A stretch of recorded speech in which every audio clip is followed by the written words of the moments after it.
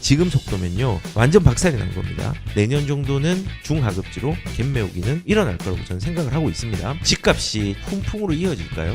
결론을 말씀드리면은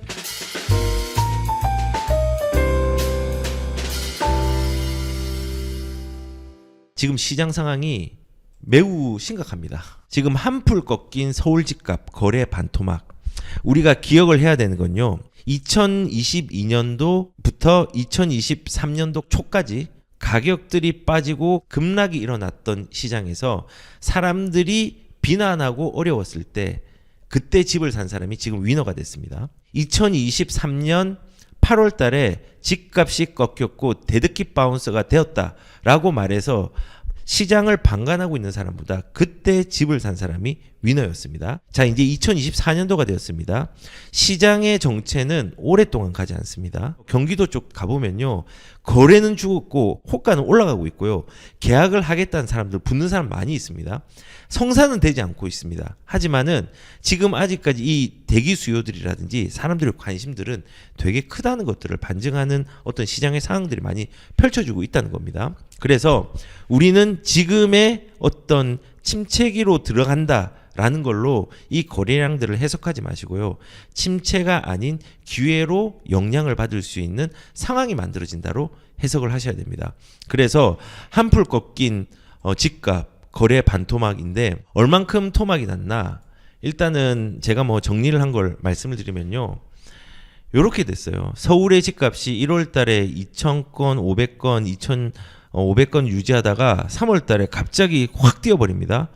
그래서 이때 가격들이 올랐습니다. 신기하게 4,000건인데도 원래 서울은 5,500건 이상 정도가 나오고 5,000건 전후가 5,000건 이상이 나와야지 정상 거래인데 그 이하의 가격에도 가격이 올랐습니다. 워낙 많이 빠져 있고 대기 수요들이 워낙 많았기 때문에. 그리고 6월 달 돼서 7,000건이 나오고 가까이 나오고 7월 달 돼서 8,600건이 나옵니다. 어마어마하게 많이 나왔어요. 그러다가 8월 달에 꺾이기 시작하고 9월 달 집계가 지금 1,900건 정도 오늘 기준으로 나왔습니다. 8월 달은 집계가 끝났고요. 그 다음에 9월 달 집계는 아직 끝나지 않았습니다. 10월 30일 날 끝나겠죠. 근데 예상컨대 지금 속도면요. 서울의 거래량은요 3,000건 나올 걸로 예상합니다. 3,000건 조금 넘거나 그 전으로 나올 것 같아요. 완전 박살이 난 겁니다. 그래서 좀 심각한 시장이 맞다. 왜 심각하냐? 거래량이 줄어드는. 근데 이 왜 심각하게 됐는지 그리고 이게 위기인지 이건 확인을 해봐야 됩니다. 나 지금 조금 이따 말씀을 드리겠습니다. 그리고 10월은요 9월보다 좀 괜찮습니다. 추이가 조금 좋아요. 그래서 지금 상황으로 아직 확정돼 말씀을 드릴 수 없지만 4,000건 이상은 나올 거라고 저는 생각합니다. 딱 4,000이라고 적었지만 4,000건 이상을 나올 것 같아요. 추이가 9월보다 빠릅니다. 그리고 9월 같은 경우는 거래량이 안 떨어지는 게 이상한 시장이었어요. 왜냐하면 우리가 쉬는 날이 너무 많아요. 문 여는 날이 절반밖에 안 됩니다. 부동산이. 그렇기 때문에 거래의 양이 줄어들 수 없는 계절적인 요인들도 있었습니다. 그래서 우선은 10월 달이 9월 달보다는 좋아지고 이 좋아진 추이가 11월까지 간다고 하면요. 가격은 방어를 잘할 겁니다. 10월 달 4,000건, 11월 달도 이 4,000건에서 5,000건대를 유지를 한다고 하면요. 방어를 하고 제가 생각하는 부동산의 좋은 시기는요. 내년에는 서울이든 중하급지든 찾아올 거라고 저는 생각합니다. 그래서 준비를 해야 되는 거죠. 이런 어려운 공포를 극복하는 마인드를 좀 가져야 된다는 게 내년 정도는 서울의 하급지와 그 다음에 경기도의 중하급지로 갭 메우기는 좀 일어날 거라고 저는 생각을 하고 있습니다. 뭐 틀릴 수는 있지만은 지금 너무 오랫동안 이렇게 머물러 있었잖아요. 그래서 그런 시기는 없고 근데 반면에 경기도 같은 경우도 이제 12,000건 정도 가면 정상 거래인데 6월부터 정상 거래가 일어나기 시작했어요. 그리고 7월 같은 경우도 14,000건 정도로 거래량들이 좀 늘었죠. 그리고 이제 조금 꺾였어요. 8월 달 그 집계가 끝났는데 많이 지금 정상 거래입니다.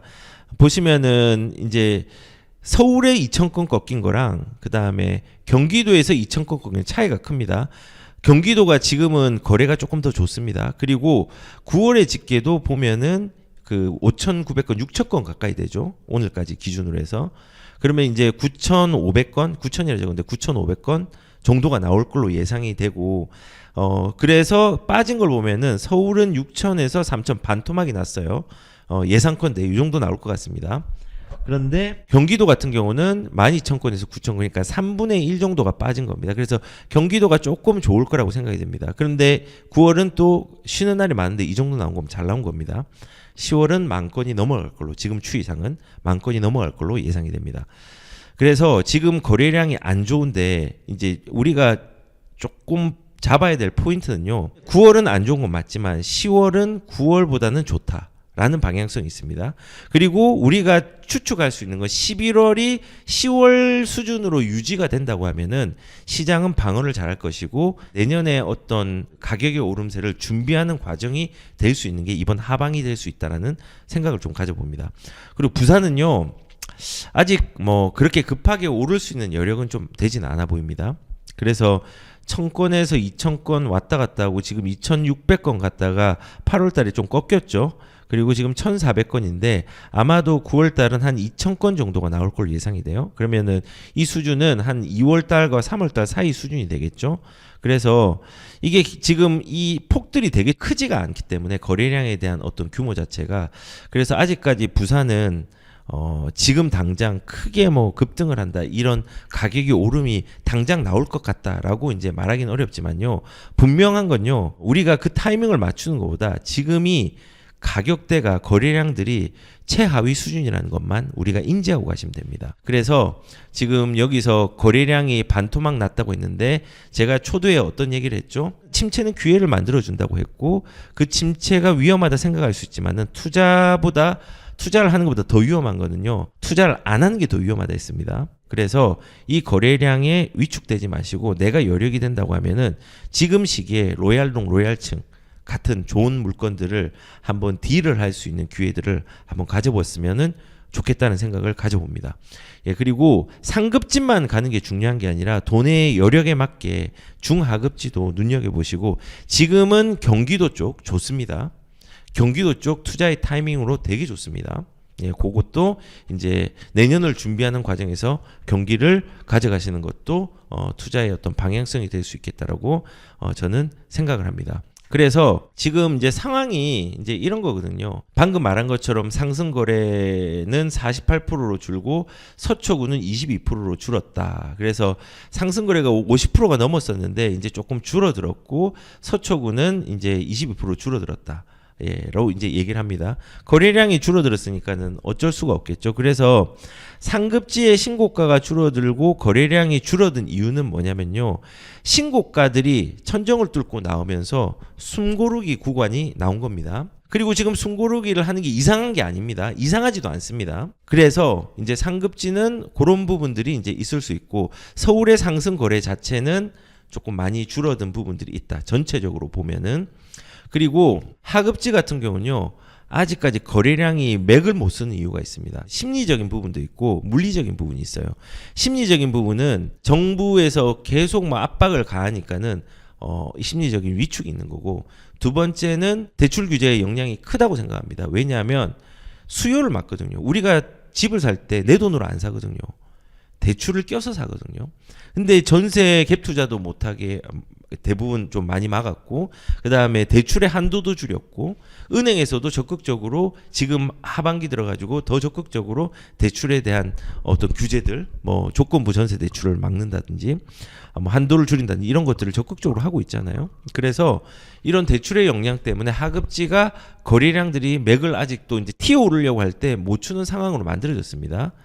그래서 요거는 제가 이용하라는 게 지금 중하급지가 조금은 상승이라든지 거래량이 늘은 게 연기가 되었기 때문에 내가 매수할 기회도 늘어났다라고 생각하셔서 이 중하급지를 좀 바라보시면 좋을 것 같습니다. 경기도와 서울 특히 서울 같은 경우. 그리고 서울이라든지 요런 데서 전체적으로 또 거래량이 줄어든 이유는 뭐냐면요. 좀 시기적인 요인도 있어요. 우리가 7, 8, 9월 요럴 때는요. 거래들이 조금 줄어드는 양상입니다. 제가 5년 단위로 서울시 거래량들을 좀 뽑았는데 보시면은 2020년도 지금 2004년도니까 5년 전 걸 볼게요. 2020년도도 보면은 이 8월 달, 9월 달 조금 줄어든 양상이 보이죠. 모든 연도가 다 그런 건 아닙니다. 이 정책에 반영이 되고 시기적인 게 있는데 보편적으로는 이렇게 내려갔다가 가는 경우가 보편적인 케이스입니다. 그래서 보시면은 8월, 7월 달, 8월 달, 9월 달이 조금은 감소를 하는 영향들을 보이죠.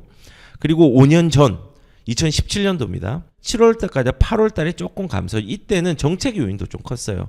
파리 대책이 나왔거든요. 파리 대책이. 그래서 이렇게 거래량이 줄어든 계절적 요인도 있다. 이때는 정책 요인과 합쳐졌다라는 거고요.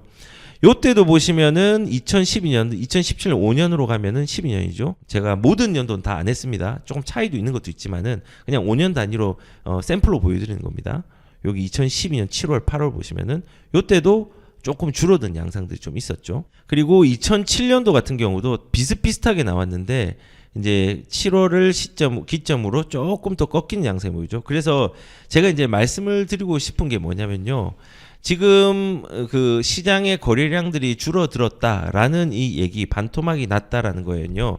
정책적인 요인도 있고요. 그 다음에 시기적인 요인도 있고요. 그 다음에 일수적인 요인도 있습니다. 우리가 그 부동산에서 실질적으로 영업하는 게 좀 작았으니까.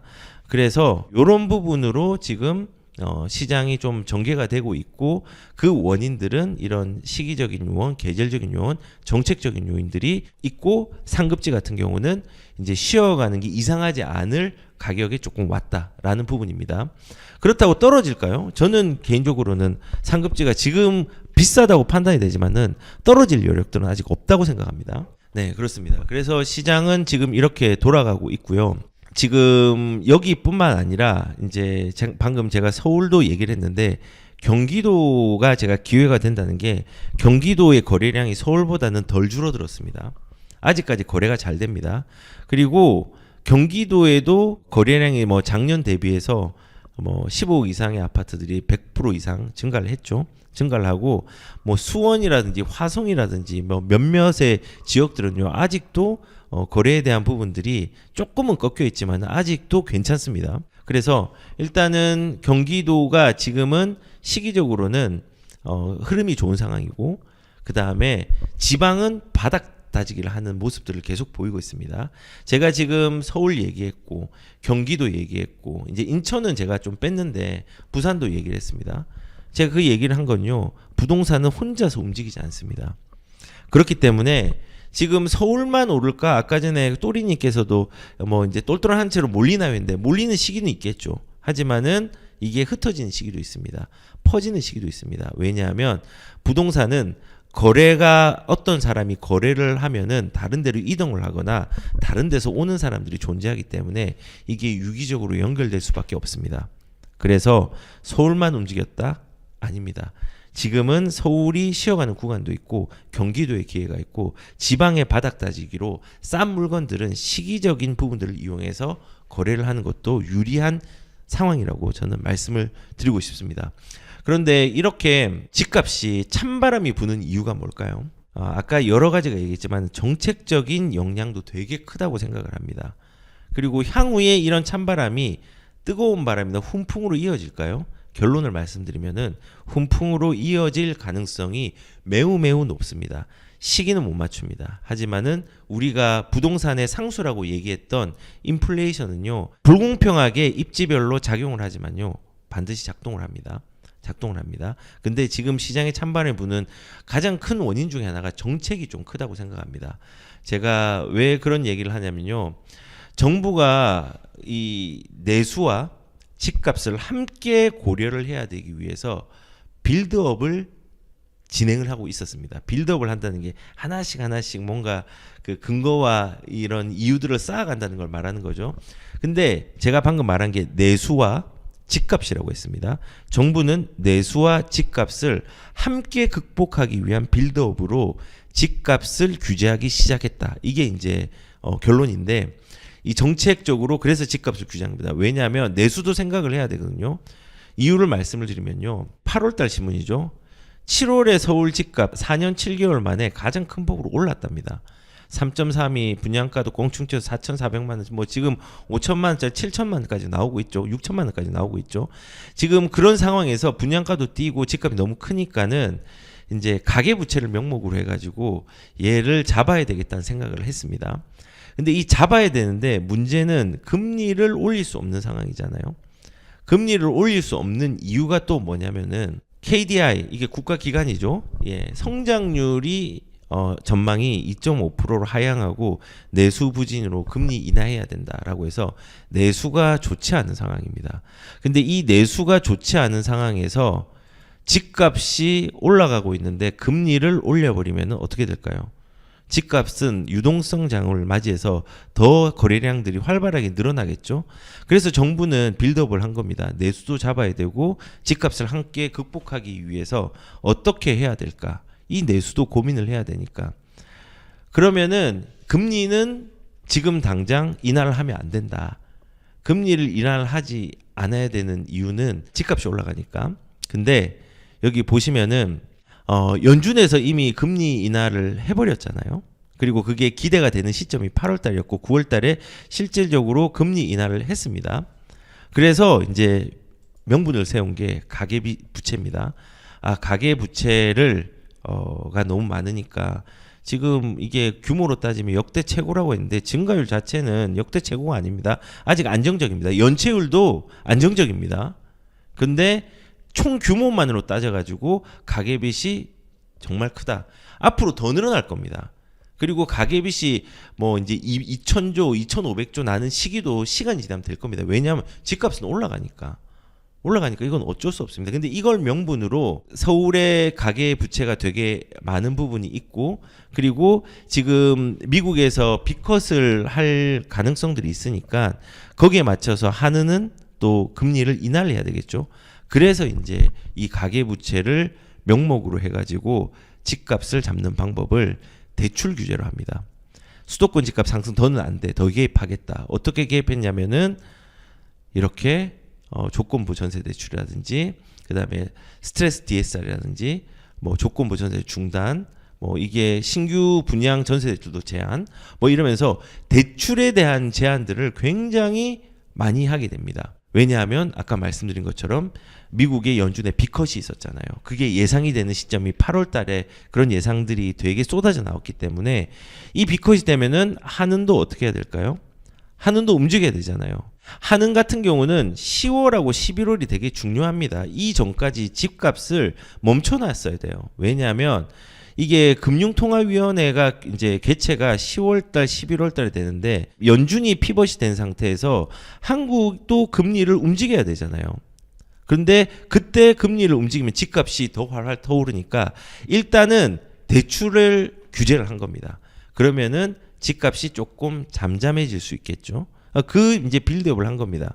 그래서 지금 실제적으로는 지금 정부의 의도대로 대출 수요가 줄어들어서 집값도 조금은 둔화되는 양상들로 보이는지 보이고 심리도 좀 둔화되고 피벗 환경이 만들어져서 이제 내수를 살릴 수 있도록 금리 인하에 대한 고민들을 하고 있겠죠. 정부의 의도대로 지금 9월 아파트 거래량 줄면서 절반 아래로 대출 규제 강화 역량 이것만 있는 건 아닙니다. 예. 계절적인 요인도 얘기했고 아까 날짜에 대한 부동산 일수도 중개업소가 영업하는 일수도 있었고 뭐 그런 것도 있고 대출 규제도 있다는 겁니다. 근데 정부의 의도대로 한은에서 우리 기준금리를 피벗을 하기 전에 일단 둔화가 좀 되었고 의도대로 됐습니다.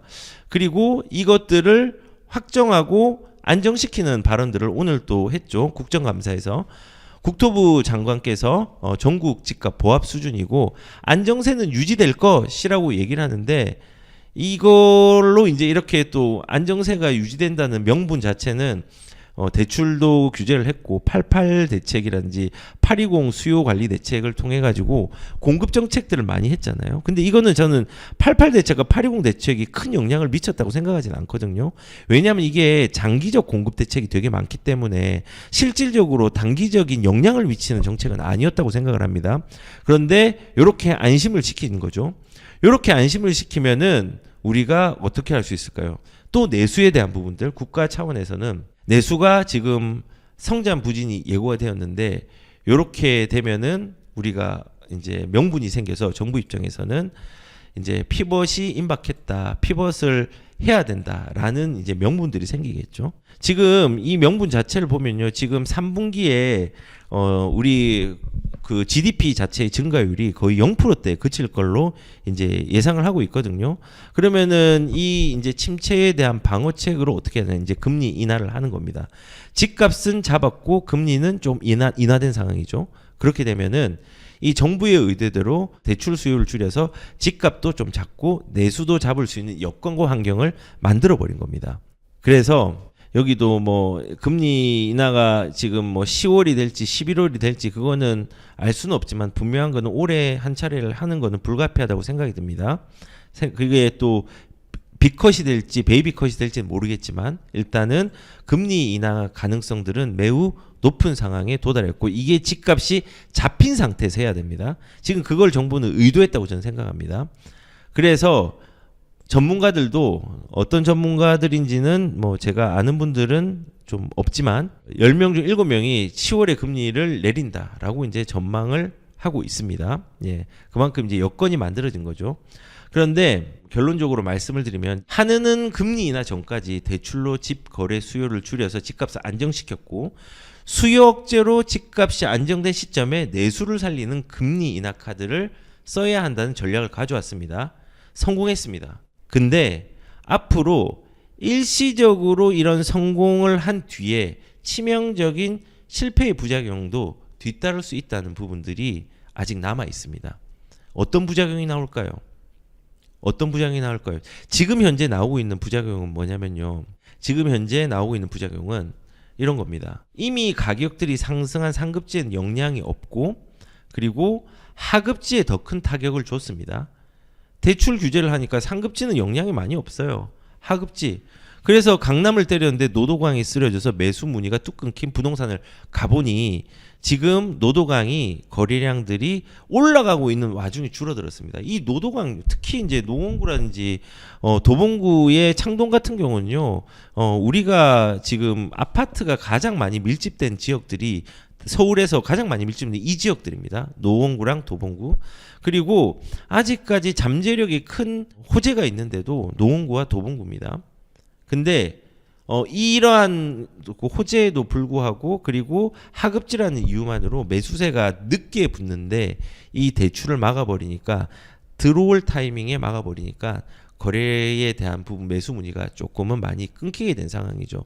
그래서 일단은 부작용은 뭐냐면요. 상급지에는 영향이 없고 하급지에 더 큰 작용을 줬다는 게 큰 부작용 중에 하나입니다. 그리고 이제 두 번째 부작용은 뭐냐면요. 노정부도 못 잡고 문정부도 못 잡았다. 대출 막는다고 집값이 내려갈까. 그 중앙일보의 안장원 기자님께서 9월 달에 작성하신 사설문인데 일단은 이런 겁니다. 문정부 때 대출로 못 막았습니다. 그 다음에 노무현 정부 때도 참여정부 때도 못 막았습니다. 결국은 그때의 부작용은요. 급등이라는 부작용이 일어났습니다. 집값은요. 급등되면 안 됩니다. 원래 급등이 일어날 수 있는 환경들이 만들어지더라도 정상적으로 거래가 될 수 있는 정부의 지원이 필요한 거지 정부의 규제가 필요한 게 아닙니다. 막는 건요. 부작용이 가격의 급등으로 일어날 가능성이 큽니다. 결국은 인플레이션을요. 지금 일시적으로 강제적으로 인플레이션을 막았지만요. 예를 들어서 저는 이렇게 좀 생각할 수 있습니다. 댐에 물이 차서 오르면요. 수문을 열어야 돼요. 안 그러면은 넘쳐요. 근데 이렇게 댐에 물이 차서 오르면은 수문을 열어야 하는 것처럼 대출이라는 댐을요. 더 높게 건설을 했어요.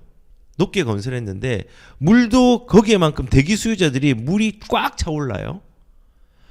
더 차오르면요. 이게 넘치고 범람하면은 피해가 가잖아요. 그러면 어떻게 해야 되냐? 수문을 열 수밖에 없습니다. 이 수문을 열 때 누적 수요, 차 있는 물이 그 댐에 차 있는 물이 훨씬 많을수록 강한 수압으로 댐에서 밖에 나올 수밖에 없습니다. 그게 부작용이거든요. 그게 부작용이거든요.